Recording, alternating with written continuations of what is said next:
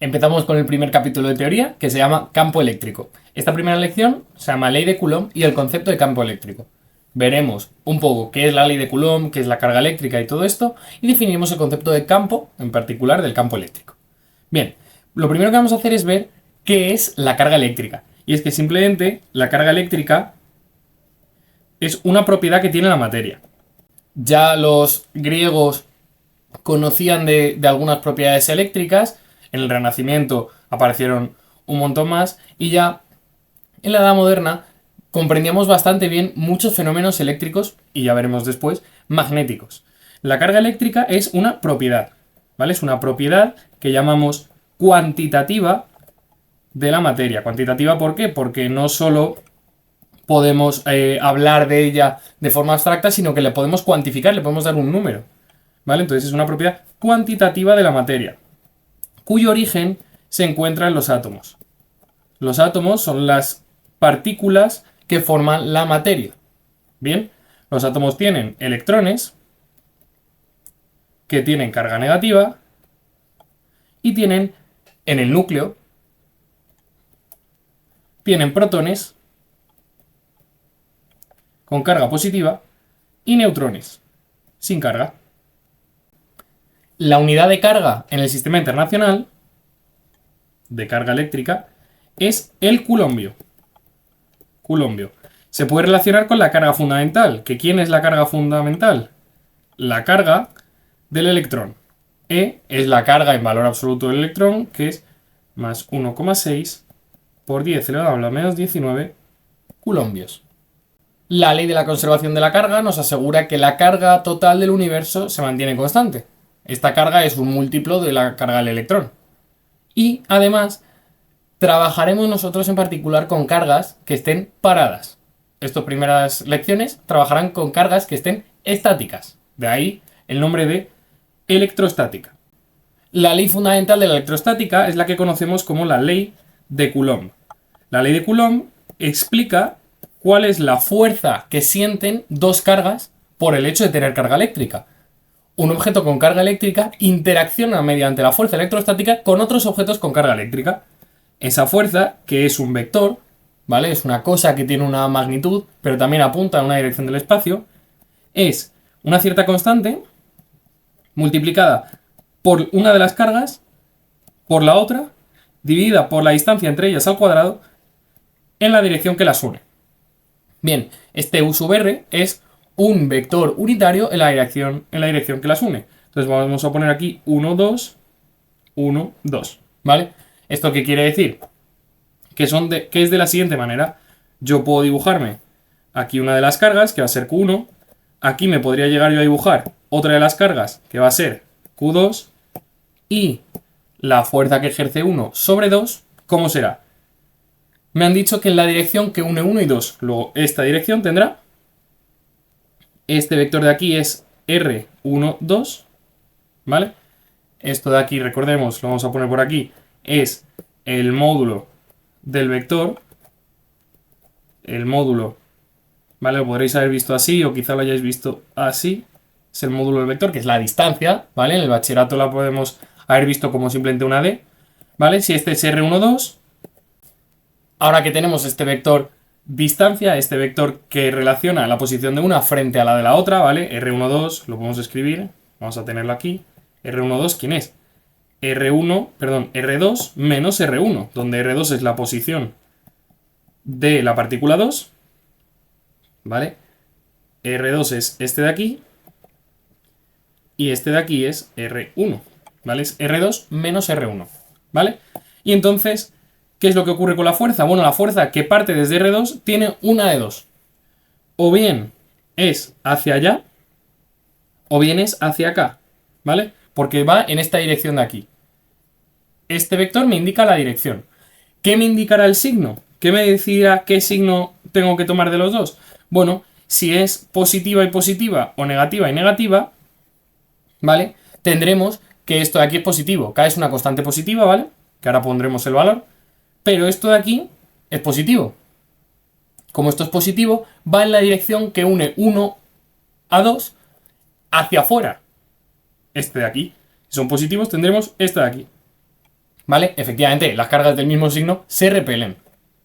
Por otra parte, si tenemos, en cambio, más y menos, o menos y más, ¿vale? Que es lo mismo, las cargas se atraerán. Esta parte de aquí será negativa y, por tanto, tendremos esta de aquí, ¿vale? Así que la ley de Coulomb más o menos muestra lo que ya sabemos, que es que las cargas positivas, las cargas del mismo signo se repelen y las de signo distinto se atraen. K es una constante, ¿vale? Que se llama la constante de Coulomb, que vale en el vacío 9 por 10 a la 9. ¿Y qué unidades tiene? Bueno, la fuerza tiene unidades de Newton. Esto tiene Coulomb al cuadrado. Esto no tiene unidades y esto tiene metros cuadrados. Luego tiene que tener Newton por metro cuadrado para que se tache esto por Coulomb a la menos 2. Esta es la constante de Coulomb, ¿vale? Esta es cierta en el vacío, ¿vale?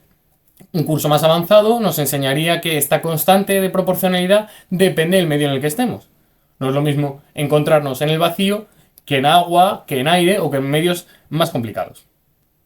El principio de superposición nos asegura que si nos fijamos sobre una única carga y tenemos varias cargas a su alrededor, la fuerza total que sufre nuestra carga objeto es la suma de las fuerzas que ejercen el resto de cargas sobre ella. Es decir, que podemos sumarlas. Esto es muy ventajoso, puesto que conocemos cómo interactúan dos partículas, no nos hace falta estudiar cómo interaccionan n de ellas, n un número arbitrario, ¿vale? 3, 4, 5 o 6 actúan de la misma manera que 2. Solo tengo que ir fijándome una a una, viendo todas las posibles parejas que forman y calcular las fuerzas una a una y sumarlas, ¿vale? Entonces, ¿qué es lo que dice?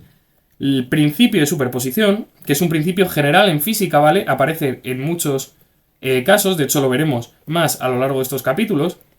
El principio de superposición asegura que si tenemos muchas cargas, ¿vale? Lo único que tenemos que hacer es fijarnos en esta, que va a ser QJ, ¿vale? Y la fuerza que sufre la carga J no es más que la suma de todas las fuerzas que ejercen las cargas I's sobre la J, donde tenemos que sumar para las distintas I's, ¿vale? I distinto de J, ¿vale? ¿Qué es lo que hago?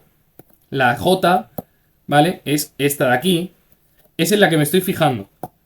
Y el resto son las que voy mirando. Estas de aquí son las distintas I's, ¿vale? ¿Qué sería esto? Por ejemplo, si está la carga 3, yo diría, pues 1, 2, 3, 4, 5, 6 y 7, pues lo que tengo que hacer es la 1, 3, la 2, 3, la 4, 3, la 5, 3, la 6, 3 y la 7, 3. Eso es lo que sumo aquí.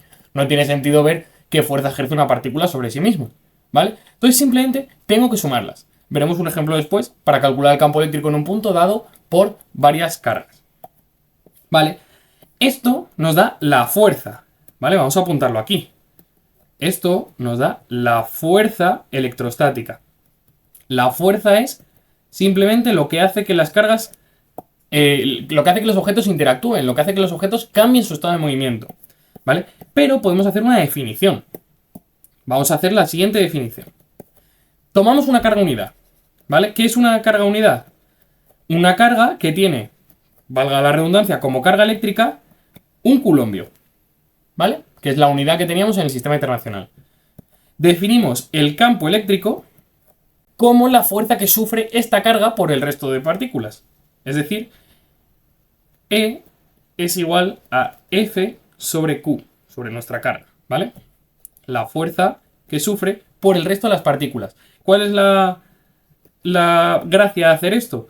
Pues que ahora podemos simplemente calcular el campo eléctrico, es decir, la fuerza que sufriría una partícula de carga 1 en todos los puntos, sin necesidad de tener la propia carga Q. Es decir, lo podemos hacer en abstracto y luego, una vez sepamos cuánto vale nuestra carga, simplemente sustituimos.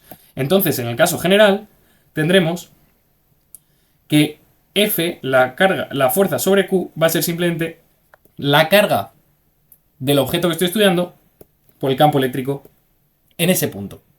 ¿Qué pinta tiene entonces esto? Bueno, pues simplemente tendremos que el campo eléctrico va a ser K por Q partido R cuadrado U sub R, ¿vale?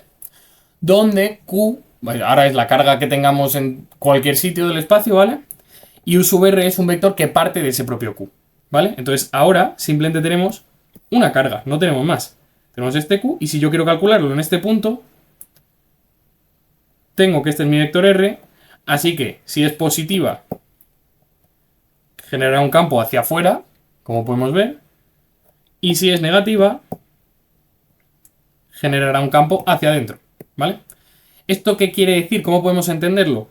Las cargas positivas son fuentes de campo eléctrico, hacen que el campo eléctrico se separe de ellas, y las cargas negativas son sumideros o pozos de campo eléctrico, es decir, hace que el campo eléctrico entre en ellas. Tenemos también, por tanto, el principio de superposición. ¿Qué quiere decir el principio de superposición? En este caso, bueno, pues ahora no tengo una carga sobre la que fijarme a ver qué es lo que ocurre. Entonces, lo que vamos a hacer es lo siguiente. Vamos a decir que el campo eléctrico en un punto, ¿vale? El campo eléctrico, que será una cosa que dependa pues, de X y de Z, también podría depender del tiempo, ¿vale? Pero hemos dicho que no va a ser el caso porque estamos en electrostática, las cargas están quietas, luego nada depende del tiempo. El tiempo ya aparecerá cuando tengamos corrientes eléctricas, circuitos, etc. Va a ser simplemente la suma en todas las cargas del campo que generan esas cargas, ¿vale? Entonces ahora lo que tenemos es que yo calculo el campo eléctrico en un cierto punto, que es este de aquí, y lo que tengo que hacer es sumar para lo que hacen todas las partículas sobre ese punto. Por último vamos a ver el concepto de línea de campo. Una línea de campo sigue en todo momento la dirección del campo eléctrico. Por ejemplo, si tenemos una carga positiva, en este punto el campo eléctrico es hacia afuera, ¿vale? Hemos dicho que las cargas positivas son fuentes de campo, el campo se aleja de ellas. En este punto es así. En este punto es así. Pues si yo cojo y empiezo desde la carga y sigo las curvas de forma que en todo momento sean tangentes a estos campos eléctricos, lo que me va a quedar, por mucho que esto haya sonado muy rimbombante, muy matemático, lo único que me va a quedar son los dibujos de las trayectorias que seguirían las partículas cargadas sobre esos mismos puntos. El campo eléctrico tiene esta pinta, ¿vale? Alrededor de nuestra carga. ¿Por qué? Porque se aleja, ¿vale? Además, no solo son estas, sino que tiene una dirección. ¿Por qué digo esto?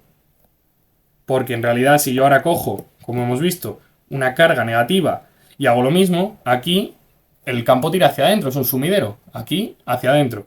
Aquí, hacia adentro. Entonces, ¿ahora qué es lo que voy a hacer? Otra vez voy a trazar estas mismas líneas. Pues tienen las mismas direcciones y sentidos, ¿vale? Son radiales, como era de esperar por la expresión que tenemos, que va con el vector radial. Pero ahora no van hacia afuera, lo voy a poner de otro color, van hacia adentro. Ahora van hacia adentro estas líneas, porque el campo apunta hacia adentro, ¿vale? También podríamos intentar poner, de alguna manera, el campo eléctrico generado por dos cargas, ¿vale? Si tengo, por ejemplo, esta carga positiva y esta carga positiva, ¿cómo será el campo?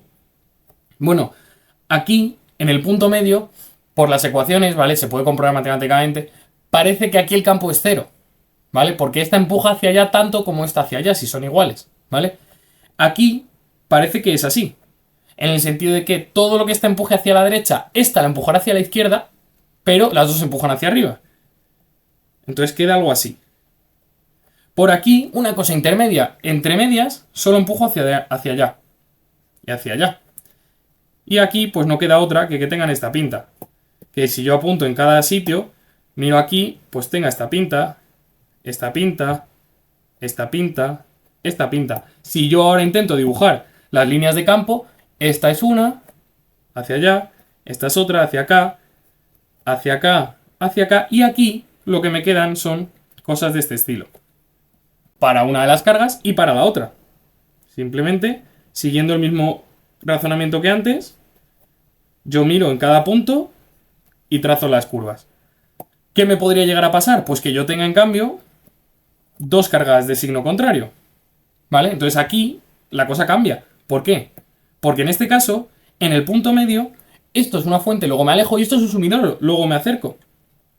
Tira hacia adentro, ¿vale? En todos los puntos del medio, tira hacia adentro, ¿vale? Aquí cambiaba. En estos puntos, ¿vale? Todo lo que esta la aleja, esta la acerca. Luego solo tenemos así, en todos estos puntos. Y por aquí tenemos efectos contradictorios. Por ejemplo, este hace que se aleje, este hace que se acerque, pero como está más lejos, en este punto va a ser más pequeño, entonces en general me alejo. Y aquí, en general, aunque este hace que me aleje, pero este hace que me acerque y está más cerca, me acerco, ¿vale? Entonces, si yo ahora intento trazar, el dibujo me queda, veremos después que son parecidos, me quedan las líneas, las curvas perpendiculares, ¿vale? Esta es así, hacen así, todas con este signo, todas con este sentido, así. Y aquí, pues hacen estas cosas así, salvo estas últimas, que simplemente hacen así, ¿vale? Estos son los campos eléctricos, las líneas de campo eléctrico, que generan dos cargas de signo opuesto. Aquí hemos visto que no es el mismo caso. Vamos a hacer ahora unos ejercicios para demostrar que hemos entendido la teoría. El primero indica lo siguiente. Dice, tenemos las siguientes cargas, ¿vale? Estos son los ejes y tenemos las siguientes cargas. Aquí tenemos una carga en la posición 0,3 que tiene Q1 igual a 3 microculombios, ¿vale? Recordemos que micro es 10 a la menos 6, ¿vale? Mili, micro, nano, ¿vale? Esto por aquí.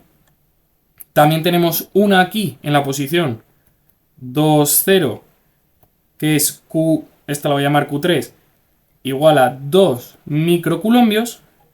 Y luego tenemos otra de otro signo en la posición menos 2, 0, que va a ser Q2, que es menos 2 microculombios.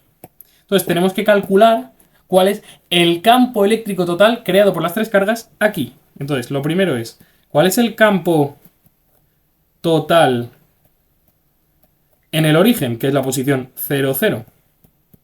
¿Vale? Pues lo que vamos a hacer es calcularlo por separado. ¿Qué dice qué? Pues por ejemplo, la carga 1, ¿qué dice? La carga 1 dice, vale, pues el campo que yo genero es la constante de Coulomb por la carga 1 partido de la distancia al cuadrado, ¿vale? Que es este módulo, por el vector U sub R1, ¿vale? Entonces, vamos a recopilar. K es la constante, K ya la conocemos, 9 por 10 a la 9, Newton metro cuadrado, coulombio a la menos 2. ¿Quién es Q1? Q1 lo tenemos, es un dato, 3 microcoulombios. R1 también lo tenemos, ¿por qué? Porque R1, el vector R1, que es este de aquí, es el vector 0,3, luego es el vector 3J, ¿vale? Y, por tanto, R1 su módulo es 3, simplemente, ¿vale? 3 metros, ¿vale? Estamos en el sistema internacional. Y U sub R1 es el vector R1 entre su módulo. Pero este es 3J partido por 3, es decir, el vector J, ¿vale? Cuidado, cuidado. Esto no es del todo cierto. ¿Por qué? Porque U sub R1 lo que hace es apunta desde la carga en 1, ¿vale? Entonces, tengo que ponerle un menos, ¿vale? El vector que yo busco es este de aquí, U sub R1, ¿vale? ¿Vale? Es el vector desde la carga, ¿vale? Pues entonces, ya solo me queda que E1 es igual, pues a 9 por 10 a la 9 por 3 por 10 a la 6 partido de 3 al cuadrado menos J. ¿Y qué unidades tiene el campo eléctrico? Bueno, pues tenía las de la fuerza entre la carga, luego Newton partido de coulombio. Esto simplemente es, ¿vale? 9 se va con el 9, 10 a la 9 por 10 a la 6, queda 3, perdón, esto es un menos, queda 3 por 10 a la menos 6 por 10 a la 9, 3 por 10 a la 3, Newton partido de coulombio, ¿vale? Lo podemos poner como 3000 Newton partido de coulombio. Pero ojo, cuidado, porque tenemos que poner el vector menos 3 por 10 a la 3 J Newton partido de coulombio. Si ahora nos vamos a la segunda carga, 2, tenemos que Q2, ¿vale? Voy a poner las cosas que sean nuevas. Q2 que es menos 2 microcoulombios, pero ahora R2 es el vector, este de aquí, ¿vale? Vamos a apuntarlo. Es este vector, que es el menos 2, 0, menos 2i más 0j. Por tanto, R2 es 2 metros. Y luego, ¿quién es UR2, el que vamos a utilizar? Pues UR2 es el vector que se aleja de la carga. Luego, menos R2 partido de R2. ¿Este quién es? El vector I, ¿vale? Este es UR2, ¿vale? Pues entonces ya solo queda calcular, porque de aquí tenemos que E2, ¿vale? De aquí tenemos que E2 es, otra vez, 9 por 10 a la 9, menos 2 por 10 a la menos 6 partido de 2 al cuadrado por I, que es el vector, Newton partido Coulombio. ¿Vale? Me cargo un 2 con un 2, 9 entre 2, 4,5, menos 4,5, 10 a la 9 por 10 a la menos 6 por 10 a la 3 y Newton partido Coulombio. ¿Vale? Y ahora hacemos para Q3. Para Q3 es exactamente igual. Lo único que cambia es que esta carga es positiva. ¿Vale? Y que los vectores cambian de dirección. R3 en este caso es 2i, luego R3 es 2 metros, ¿vale? Y UR3, que es el vector que sale de la carga, es menos R3 partido R3, que es menos I, ¿vale? Claro, efectivamente, ahora lo que estoy haciendo es el vector que sale de la carga, es este de aquí. Este es UR3, ¿vale?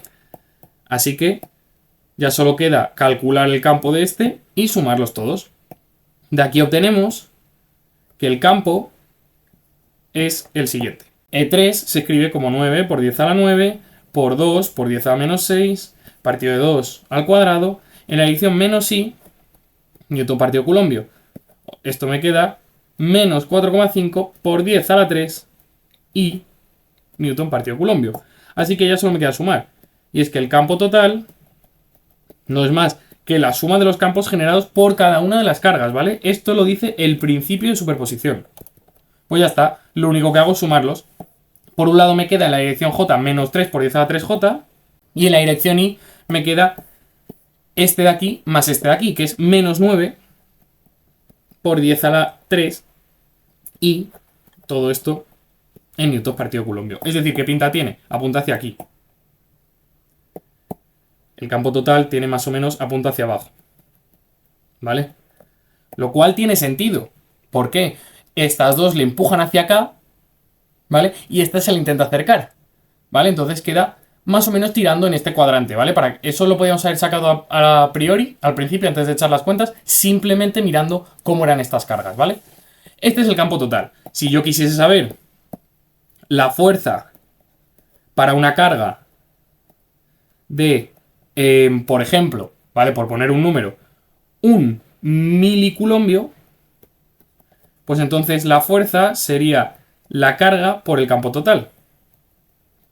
¿Vale? Esto sería la fuerza total que sufre la carga Q, ¿vale? Por el campo total, que es simplemente 10 a la menos 3 por menos 9 por 10 a la 3 en la dirección I, menos 3 por 10 a la 3 en la dirección J, Newton partido Coulombio, pero estos son coulombios. Luego, menos 9I menos 3J newtons sería la fuerza que sufre esta carga. Con esto acabamos la primera lección.